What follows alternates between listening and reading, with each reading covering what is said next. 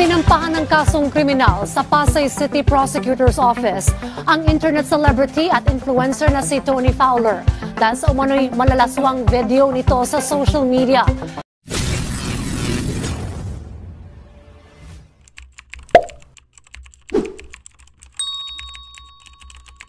What's up mga tol?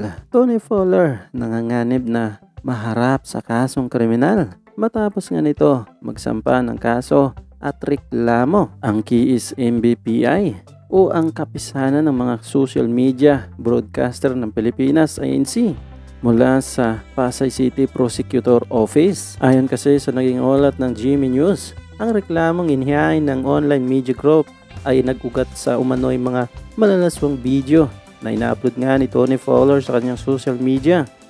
Na bagamat wala namang particular na binabanggit rito ang Kiis MBPI kung anong mga video ang kanilang itinutukoy. Pero matatandaang nag-upload nga si Tony Fowler ng ilang video online. Nakalaunay naging controversial ito sa social media dahil nga sa mga malalaswang content nito. Ayon nga sa balita ay ang grupong ito na nagsampa ng kaso ng kriminal kay Tony Fowler ay ang grupo ring nagsampa ng kasong kriminal laban nga rin sa komedyanteng si Vice Ganda at ang boyfriend nitong si Ayon Perez. Samantala maugnay nga sa kasong kaharapin ni Tony Fowler ang Article 201 ng Reverse Penal Code kaugnay ng Cybercrime Prohibition Act of 2012. Ayon ito sa grupong nagsampa ng kaso kay Tony.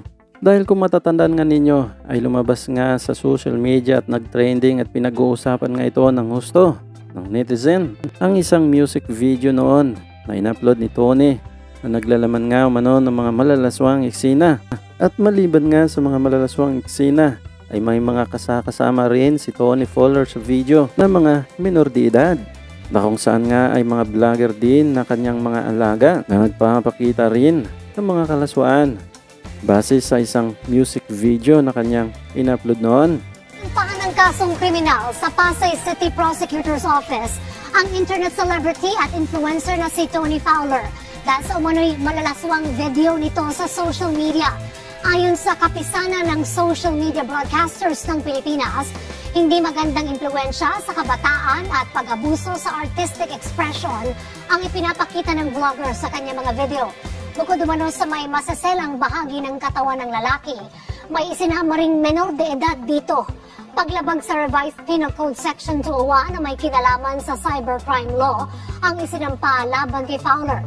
Nasa 6 hanggang 12,000 piso kada video ang multa sa paglabag at posibleng pagkakakulong na hanggang 20 taon ang parusa. Sa ngayon nga ay wala pang tugon rito si Tony Fowler patungkol nga sa isinampang kaso ng Kiis MBPI o ang kapisanan ng mga social media broadcaster ng Pilipinas INC. Samantala marami namang mga netizen ang mga nagsasabi na dapat bigyan talagang ng leksyon itong si Tony Fowler dahil nga sa kanyang mga malalaswang video, lalong-lalo na sa kanyang mga content na tila wala nang pakialam sa kanyang paligid o sa ibang tao na nakapanood rito, lalong-lalo na nga mga kabataan. Hindi ito matatawag na freedom of press or in accordance with our law on arts. So art natin, of course we have the right to express our art, our feelings, but not to the extent na may mga ganyang bagay na pwede naman gawin yan in a private room. Ayon sa kapisanan ng social media broadcasters ng Pilipinas, hindi magandang impluensya sa kabataan at pag-abuso sa artistic expression ang ipinapakita ng vlogger sa kanyang mga video. Bukod umano sa may masaselang bahagi ng katawan ng lalaki, may isinama ring menor de edad dito. Paglabag sa Revised Penal Code Section 201 na may kinalaman sa cybercrime law ang isinampa laban kay Fowler.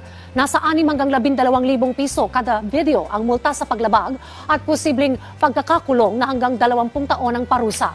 So kayong mga tol, ano masasabi nyo patungkol sa pinakaharap na kaso ngayon ni Tony Fowler? So i-comment lang sa baba ang inyong mga komento at reaksyon.